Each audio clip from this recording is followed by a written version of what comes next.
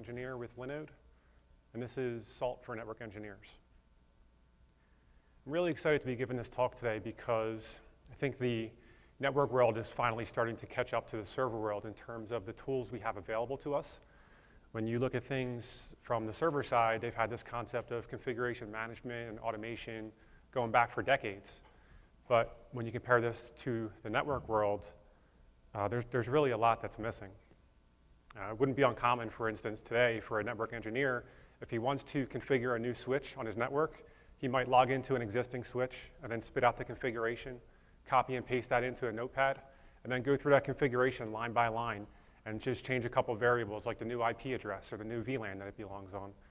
And this obviously is not ideal. Then they would take this and then copy and paste it into their new device. And of course, there's better ways to do things. And today, I'm here to talk to you about having Salt be the center of your network automation. So it can actually work to tie all your automation tools together. I'm looking to reach out to two audiences today primarily. The first is if you're brand new to Salt and network automation and you're just kind of getting started. There's a couple of tools that can do the job, but I'm hoping that by the end of this talk that you'll be convinced that Salt is the right tool to use for the job. And the second group of people is for people who are maybe a little bit further along in their automation journey and they're just looking for some ideas. And I'm hoping that by showing you some of the things we do at Linode that it'll inspire you and maybe encourage you to get creative and do some of the things we're doing, or it'll give you some other ideas. And that's, in my opinion, that's what this community is all about, is sharing ideas and getting inspired. And in fact, a lot of what I learned was from talks like this one. So I'm happy to give back, and I hope that people find this useful. A little bit about Linode. If you're unfamiliar with us, we're a cloud hosting provider. We have 9 data centers all around the world, and we're always adding more. And then with this 9 data centers comes hundreds of network devices that have to be managed. We're going to talk today about how we use Salt to manage some of those network devices. Our agenda today, we're going to go through Salt, just kind of an overview of Salt from a network engineer's perspective. It's pretty similar to the server world, but there's a couple of differences I want to point out. Next, we'll talk about the Linode NetOps Salt journey and kind of where we started out and some of the things we've done along the way. And again, I'm hoping that that'll inspire you, but also maybe by showing you what we're doing, that you can avoid some of the mistakes that we've made just when we were starting out. And then finally, I'll talk about making Salt accessible to all via ChatOps. I think that Salt sometimes has this reputation of having a little bit of a difficult learning curve, but we're able to bridge that learning curve with implementing some ChatOps, so we'll get into that in a little bit. Before I talk about Salt, though, I want to talk about Napalm. Napalm is a Python library that allows you to interact with different network vendors' devices via a unified API. And this is really cool because network operators have not had the best of luck as far as having APIs for network devices. If you'll talk to network operators, actually Mircea Julenik from Cloudflare gave a great talk at SaltConf 17 detailing a lot of the struggles that we as network operators face, where sometimes you'll have a network device from vendor A, and it'll have a really easy-to-use API, and you'll have a network device from vendor B, and it might have a buggy API, or you could get inconsistent output, or it could change between versions, or you could have no API at all. And also, most network operators will tell you that they're not fortunate enough to operate a network that is only one vendor. I think that's the dream, but maybe one day we'll get there, but typically because of pricing costs and other things, you have a multi-vendor network. So Napalm allows you to interact with these devices via a unified API, which makes your life a lot simpler. I'll show you a little bit of configuration here. We have an Arista device and a Juniper device, and these are both basically doing the same thing. They're configuring a BGP neighbor. But as network engineers, this isn't really that interesting to us. We really don't care about the Arista or Juniper specific commands that it takes to configure a BGP neighbor. What we care about is whether or not the neighbor that we want is actually configured, and then what the state of that neighbor is. Is it up? Is it down? Is it somewhere in the middle? You can see that these are two different syntaxes. With Napalm, you can see that connecting to a network device is just 4 lines of code, relatively straightforward. And then if I want to get the BGP config, I can just call a unified get BGP config method, and it's going to give me nice structured data that I'm able to read and parse and send to other things, which makes things a lot easier for us as network engineers. The reason I'm telling you about Napalm is because as of Salt Carbon, which I think was 2016, it has been fully integrated into SaltStack, so it acts as the underlying connection to your network devices. Now, there are other ways to connect to your network devices. Napalm is just one of them. There's also this concept of I think actually I just saw in the last talk, there's an NXOS proxy minion, and then there's a Juniper proxy minion, which is really nice. But today I'm going to primarily be talking about Napalm, just because, again, it gives you that most flexibility with a multi-vendor network. Here's a setup I'm sure pretty much everyone's familiar with. You have a salt master, and you have a couple of minions. You point the minions to the master, you accept the minion keys on the master, and then you're off and running. But right away, when we translate this on the network side of things, we have a problem, because we can't simply log into a router or a switch, drop into a bash shell, and install the salt minion, at least not with legacy network devices, which there are some newer white box vendors that allow you to do this, which is really nice. But a lot of networks operate on legacy gear, so we want to reach the most number of network devices. So this is a problem that has to be solved. And the way we solve that is with the proxy minion, or the salt proxy process. The salt proxy process uses Napalm as the underlying connection to your network device, a router in this instance. And you're going to have one salt proxy process per network device you're connecting to. So I just have one salt proxy process here, but if we had 10 network devices, we would have 10 salt proxy processes, one dedicated to each network device you're connecting to. And now, once we have this salt proxy network connection established to our router, now the salt master treats that router just like a regular minion. You can reach out, you can show the routing table, show interfaces, anything you can do via salt, which is really nice. Here's another way to solve that same problem. Now, instead of having your salt proxy process run on your salt master, you have a dedicated box separated out for the specific task of connecting to all your network devices. This, I think, is again, it's the same way to solve the problem. It's just you're separating it out. And I think this is a more elegant solution, and I think it scales a little bit better. As you talk about global networks, you're going to have a lot of network devices, and I think, like I said, this solution scales better. This is actually what we do at Linode, which I'll get into in a little bit. Once you have your salt environment set up and running, some of the benefits that you get is you get this concept of remote execution. So now, rather than having to log into 20 network devices and I want to see what the next hop is for this route, you can simply jump onto your salt master, target a couple of routers, and you're going to get that output in a nice, easy-to-read format. And watch how quick this is, too. So I'm going to say route.show, targeting 2 different minions. And about a second or two later, I'm getting that output back that I'm able to easily parse or feed into another data source. Notice the speed in which I got that output back. This is because there's that constant connection to your network device. When you compare this to some other execution engines, if you were to run this command on 20 devices, it would kind of be like a for loop where it would have to establish the connection to the device, and then run the command, and then spit out the output, tear down the connection, then connect to the second device, and it really slows things down. But with Salt, we have that constant connection. Whether we're dealing with 1, 2, or 20 devices, we get that output back relatively quickly. Next, we have this concept of configuration management, where now instead of, if we hire a new engineer, rather than have him log into the router and see configurations, oh, why do we have this line? Is this supposed to be there? We can configure how we want our network device to look via a bunch of state files, which contain a bunch of states. This is one example.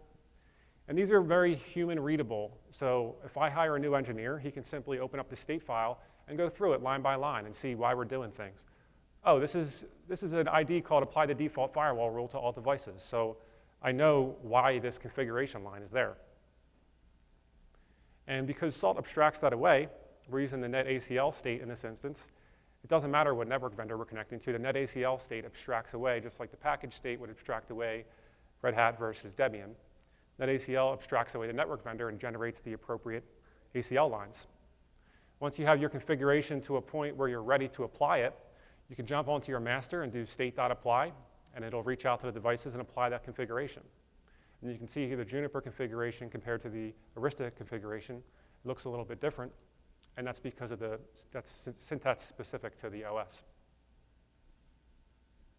And you can set this up to run on a schedule. You can have it do hourly or daily to make sure that that consistent configuration is being applied and no one's making any manual changes on your network. You also have this concept of a data cache, which is called salt mine, where periodically your salt master will go out to your routers or switches and collect a bunch of information, such as your BGP neighbors and what their state is, what your policy you're applying to them is, which is, I think, what we're seeing here.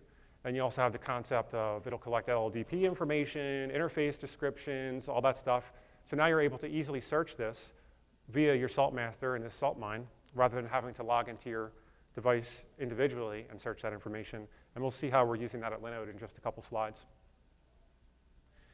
And then finally, you have this concept of orchestration, which is the most powerful concept of Salt, in my opinion, where now instead of having to log into our Salt master and issue a bunch of commands, we have this concept of an event happening on our network that's going to automatically trigger Salt. In this example here, we have a BGP neighbor configured, and it happened to go down. It notifies Salt. Salt says, OK, let me check a few things. How are the light levels? What interface is that on? And then we're able to make a decision. Do I want to open up a ticket, send an email to that BGP neighbor? Do I want to just fire something into Slack? And now we have this concept of, we can start to see the concept of a self-healing network where things are just automatically happening for us rather than us have to trigger things manually. You can see that once you have your Salt environment set up, you're going to get all this stuff right out of the box and how powerful of a tool it is. And hopefully, if this is unfamiliar to you, your heads start to spin in with ideas as far as how you can use this to implement things. We'll talk about now how we use this at Linode and kind of where we started out and a couple of things we've done along the way. When I was first starting out, I actually didn't know anything about Salt or configuration management. I'm a network engineer. That means my day job is logging into routers and switches and making sure that things are running. So this was a whole new world to me. And luckily for me, our server team uses Salt. What does that mean? That means I have an entire team of people that I can leverage to ask questions. Salt has great documentation, but when you're tackling things from a network engineer's perspective, something might not be intuitive. A lot of network engineers don't know Linux. This is a new world to them, so having even just the docs might be confusing to them. So if I have a whole team of people that I can leverage for the cost of a lunch or maybe a beer at happy hour, I can pick their brain for a couple hours. And I got to tell you, I would encourage you to do this. If you're unfamiliar with Salt and your server team uses Salt, I can tell you that they're going to be happy to talk about this with you because this is exciting stuff. I mean, having a network or having a server that automatically heals itself, I mean, this is cool stuff that anybody can get behind. So I really think that they'll want to take their time talking with you. As a matter of fact, when I was first starting out, a guy on our systems team spent hours with me every day just talking this stuff. And I was able to get a lot further, a lot faster because of that. Next, I would say start small. Again, when I was starting out, I didn't know this stuff, so I just kind of started with a local environment on my laptop. I spun up a Juniper VM, had my Salt master, my Salt proxy process running on my MacBook, just to kind of see if I could actually make it work. You know, the first time I issued a command from my MacBook to my Juniper VM, my mind was blown. You know, it's so cool. And once I felt comfortable with that and kind of just did a POC, then I moved it down to, I wanted to create a second virtual machine, a Debian virtual machine, where I wanted to kind of have it mimic more how it would be in production. So I wanted to play with the configuration. I wanted to mess things up locally, because if you're dealing with a dev environment, it doesn't matter. And then once I felt comfortable enough, it was only then when I was able to say, OK, let's deploy this to the data center. Let's turn this into production, and let's see where we can go. Saw that slide earlier where we broke out a dedicated Salt proxy box just for connecting to network devices. This is where I would recommend deploying by region, where you can have one of these Salt proxy boxes per region. And now if you have 200 or 500 network devices across your global network, you're dealing with a lot smaller footprint if you minimize it down to just a regional area. So in this instance, we have an East Coast and a West Coast data center. We have a dedicated box connecting to 3 network devices. Now we only have 3 Salt proxy processes running. So we can have a singular Salt master. But distributed salt proxies around the world that the master can target. Now, even in this instance, let's say, even by region, we have 25 or 50 network devices. That means we need 25 or 50 salt proxy processes running per box. That means that's 25 or 50 processes that I need to make sure are running, and that means I need to make sure that they didn't die, and if they did die, did they restart? And a question I see a lot is, okay, well, does this mean I need to deploy this using Docker, or do I need to use Kubernetes? And again, I would say start small, keep it simple, and just turn them into systemd unit files. You turn the salt proxy process into a service, a systemd service, and then because we are separating out that box as a dedicated salt proxy box, we can manage that server just like we plan on managing our network devices. That means that that box can have two states that might look like this. The first, we're just emplacing that systemd unit file to make sure that the salt proxy process can actually use it. And in the second state, we're just going through a for loop of all of our network devices and just making sure that the service is actually running. And then you see that enable is equal to true, which means that if the box were to ever reboot, the service would start on startup. And now that's one less thing to manage, and we can ensure that our salt proxy processes are running. But even still, someone might say, okay, well, I have 25 or 50 network devices, but my network is growing fast. I'm adding 1 or 2 devices a week.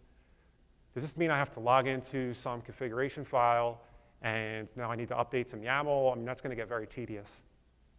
And here's where I would recommend leveraging external pillar modules. We have 2 here that are relatively popular in the network world, 2 DSIM tools, NetBox and NSOT, or the network source of truth. These are relatively new external pillar modules. I think NetBox just got released, I think, a month ago, and then I actually just submitted the PR for NSOT. It still hasn't been accepted yet. Now, these are tools that network teams are using to manage their network devices anyway. And this means that when you add a new device to NetBox or NSOT, which you're using anyway, the external pillar is going to just query that device from NSOT, pull it into your pillar, and then going back to our last slide here, it's going to add it to our for loop, and it's going to make sure that that salt proxy process is running. And we have this concept now where if we add a new device to NetBox or NSOT, as soon as we add that, within a couple minutes, we'll have the salt proxy process running, and we'll have that connection established. This is really great. We really started to see the value at this point. We were able to, again, query a bunch of devices right from the master.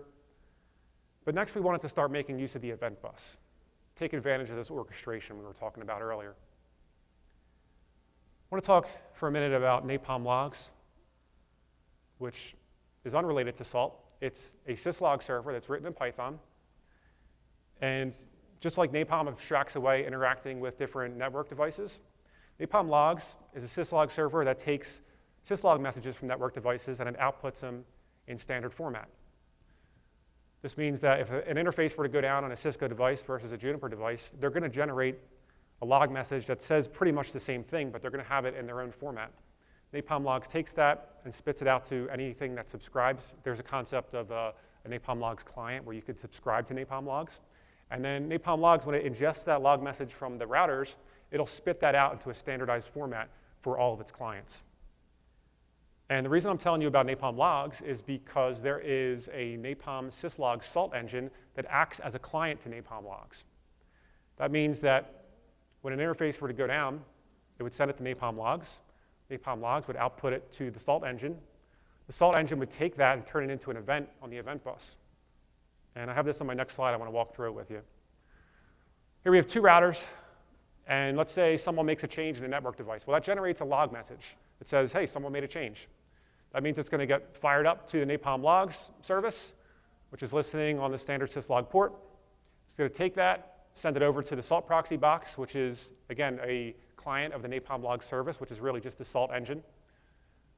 Salt proxy box is going to take that, turn it into an event, fire it up to the master. And the master is going to compare that tag and that data and say, okay, do I want to do something with this? And because in this instance, someone made a change on a network device, that's a pretty big deal. I want to know about that. So the master is going to react, and it's going to say, I do want to see what happened. As a matter of fact, I want to react to that. Someone made a change. I want to log into that router and see what that change was that someone made. Here's what that looks like. I'll flip my colors so it's a little easier. I keep my colors flipped usually. So I'm on a Juniper command line. I'm just pasting in some random config here. I'm going to commit the changes. And then once it actually takes that these changes are committed, I flip over to my Slack window. And now you can see I have this information staring me right in the face. And notice how quickly that was. Within seconds of a change in my network, I'm going to see this in my Slack channel. I can see that the device, there was a change made on this device. I can see who made the change, how the change was made, and what the exact changes were.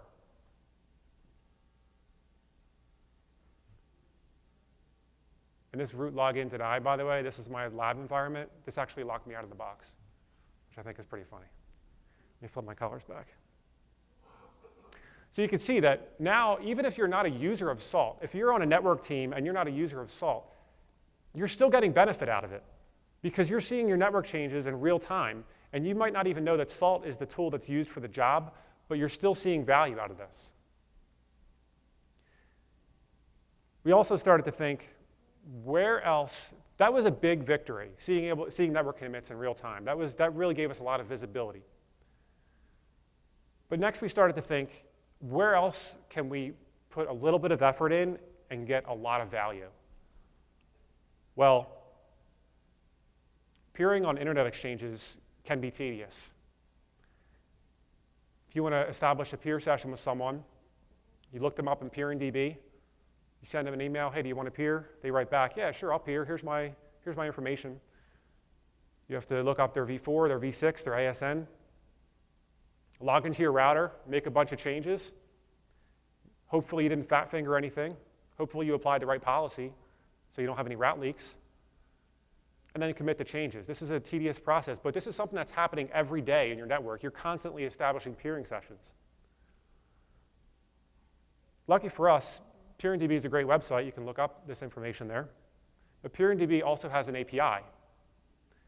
And that means if there's an API, we can simply write an execution module which does all this for us.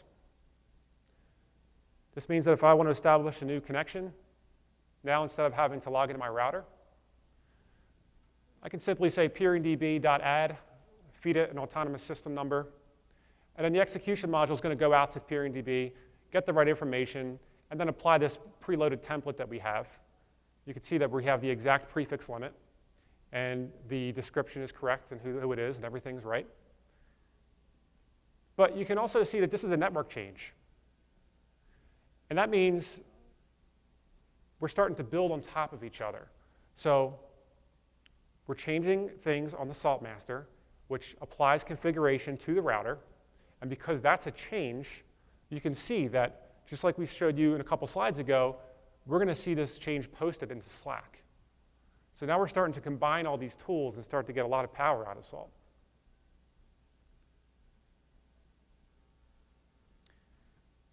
Now this stuff is great, and like I said, from what I've shown you so far, I don't even think you really need to be an extensive Salt user to get this value out of Salt, but Salt can make your life a lot easier. So what I found was, initially, Salt was giving you this capability, for instance, to look up interfaces on 10 different devices in one shot from your Salt master, but I found that our network team wasn't actually using it because I think it was a little overwhelming. And the learning curve, again, it has a reputation of having a little bit of a learning curve. So we wanted to bridge this gap and make it easier. And we thought, how can we bridge this gap and start getting our team to leverage Salt? So that, because again, the infrastructure is already deployed, so why waste your time doing things manually, logging into routers, looking up routes, when it's all available in Salt? The way we did this was with ChatOps. Now, instead of having to log into your Salt master, you can simply issue your Salt commands right from Slack. And this is just a copy of the last slide. I'm configuring a new peer, I'm feeding it an ASN. You can see I get my job ID back. And then because it's a network change, you see that the commit was posted into Slack. Next thing I'm doing is I'm updating my mine because, again, because that's a data cache, I want that cache updated because I just added these neighbors. Once I see that the mine is updated, I issue this command. I search my salt mine. And you can see I get this nice pretty table formatted. I can see what the state of this BGP neighbor is. And this is all without leaving Slack. But this .bgp command, this is not a salt command. So what's happening here? How this works is we implemented this chatbot called and is a Python chatbot.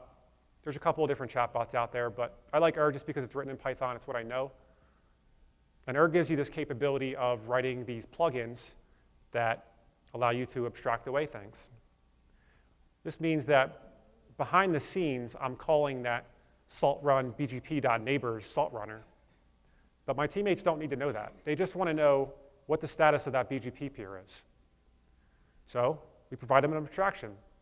We write this BGP method in our plugin module. And now they don't have to know the difference between a runner and an execution module and a state module. It leverages Pepper, which is a library for accessing the Salt API, which is really cool. If you haven't used it, I definitely recommend checking it out. And it's really just a bunch of, and then the module itself is called Salt Helpers. And it's just a bunch of shortcuts for running salt commands. This is what that looks like. We call our chatbot netbot. If I call help for salt helpers, you can see some of the commands we're implementing here. BGP, which we just saw. CLI for running commands on the command line right from Slack. Find to do the search the salt mine. Interface for getting some relevant information. And then lookup for looking up a job ID. And then you can see you can get more specific help per command. If you do TAC-H, you can see more information. And this is all information that's right in your doc string. So that means when you're writing your plugin, you're commenting your functions like you should be, and then it's just self-documenting, which is really nice.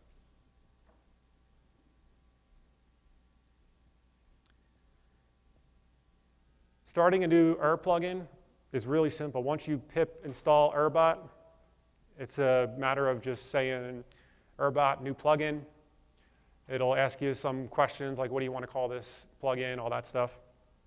And then it's going to spit out a bunch of boilerplate code for you, which might look something like this. You can see that writing a new command is as simple as decorating it with the bot command decorator.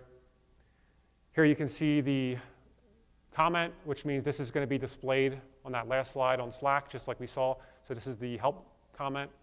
And then we're just returning a string here.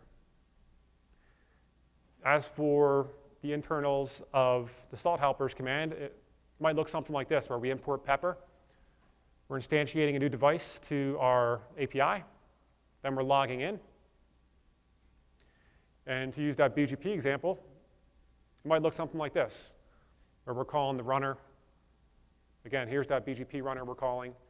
We're feeding it the args that you fed it in the chatbot. And then we're just capturing that output and returning it.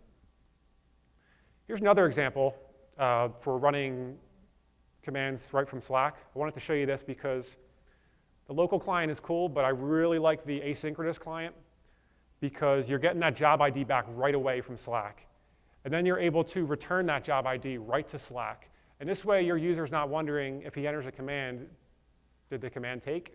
It's been a couple of seconds. Maybe he's running a process-intensive command. Did it take? I'm just sitting here waiting. Now you can get the job ID back, fire it back right away like we saw a couple slides ago. And now the user knows, okay, I'm just waiting for my output. I know we were able to connect to the Salt API, issue the command, and now I'm just waiting for output. Some of you are probably familiar that there already is a Slack engine. So why not just use the Slack engine? It has the same capability where you can enter commands right from Slack. Why go through the trouble of implementing this whole chatbot? There's a couple of reasons. First, it's been a couple years since I tried to use the Slack engine, but I found it to be a little inconsistent as far as you would enter a command, and then sometimes it would take, sometimes it wouldn't. I don't know if that's been fixed in more recent versions. Another thing is, I like the ability to abstract away using Salt so that your team doesn't have to know the exact Salt commands to enter, but they can still leverage it. And then I also noticed that once we implemented this netbot, people didn't just want to issue salt commands to it. They wanted to talk to it. They wanted to say, do you want to get lunch today? How are you feeling today? And Airbot is able to give you some capabilities as far as if someone mentions the bot can respond to mentions, or the bot can maybe listen to keywords in the chat room and respond to them. And now you're able to give this bot kind of more of a personality where it makes people want to interact with the bot. It's kind of unpredictable, and it makes it a little more fun. And the more people are interacting with the bot and the more people are using it, that means the more people are using Salt. And the net result is that Salt has been adapted by our entire team. Our entire team uses Salt on a regular basis. Now, this doesn't mean that they're writing execution modules or they're doing Salt runners, but they don't have to be, because I don't think everyone on your team needs to be an expert in Salt in order to get a lot of value out of Salt. And hopefully I've showed that today. The Salt network community is great. I've gotten a lot of knowledge. These are 2 channels that a lot of people are in, willing to answer questions. I'm in there willing to help out, and others are as well. They're great communities. I definitely encourage you to get involved. I would really like to see the Salt network community grow over the next year, and we can share ideas and tell each other how we're using Salt and really kind of be greater than the sum of its parts and learn from each other. So I encourage you to join these channels. And I'll tweet out these slides sometime today so you guys have a copy. There's a couple of footnotes that I want you to see, other presentations and stuff like that. And that's it. I'm happy to take any questions. Thank you. Yeah.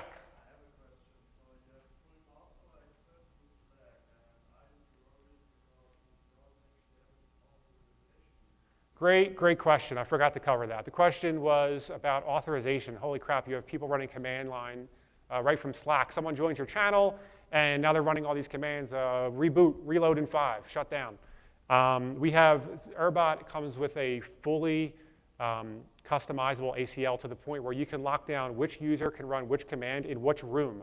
So you can say user A can run commands in room A, but user A can't run that same command in room B. So you can really get granular with it. And the documentation on Err is great, by the way. I think it's airbot.io. Highly encourage you to check it out. It's one of the reasons I fell in love with the project. Great question. Yes? You mentioned netbots and another like DCIM or IPA. What was it? It's called the Network Source of Truth. It's an open source project by Dropbox. It's kind of it's similar to Netbox, but it's a little less opinionated as far as you can kind of just do any arbitrary key values. So if you wanted to, I kind of compare them like Netbox is kind of like Django and NSOT is kind of like Flask, even though they're both written in Django, by the way. But yeah, so that's what it is. Yes?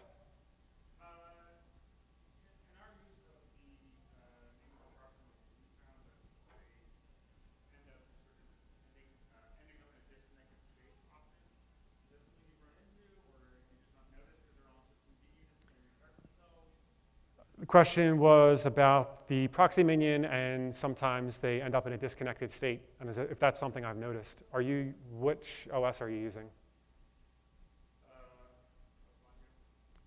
Sorry, what network OS are you using? Are you connecting to? Oh, Junos. OK, so I have not run into that with Junos. I frequently run into that with iOS XR to the point where there's an option you can set in your proxy configuration that says always alive equals false. And it actually, in that point, it would actually have to establish the connection to the device each time you would run a salt command. But I haven't actually run into that in Juno, so that's interesting.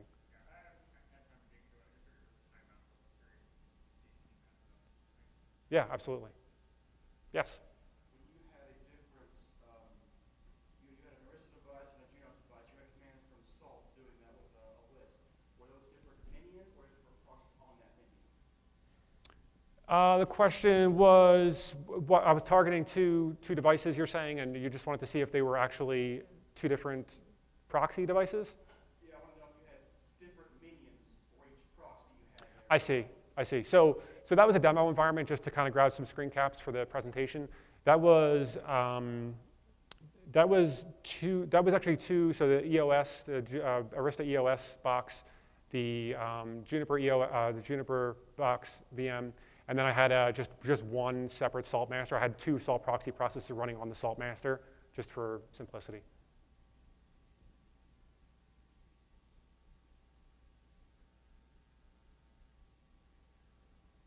Okay, thanks so much, everybody.